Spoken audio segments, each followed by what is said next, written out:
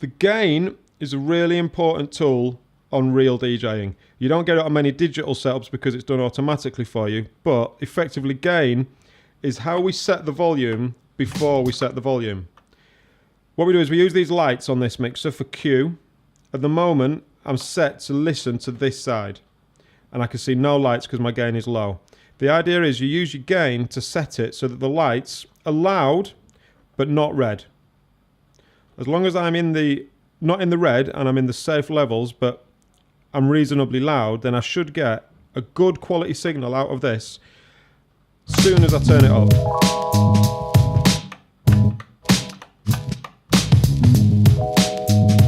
So the purpose of this gain is to give you a safe maximum amount of sound you can get out. Then you know you can control it with this volume within safe boundaries. So if I do the same with this, switch the cue over here. With that down again. This time I should be able to show you that I can use the lights to make that a reasonable volume to that.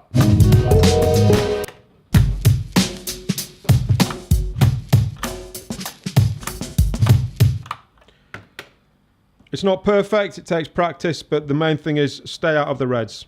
Reds cause volume damage to speakers, they can blow out amplifiers, but most of all they can damage your ears.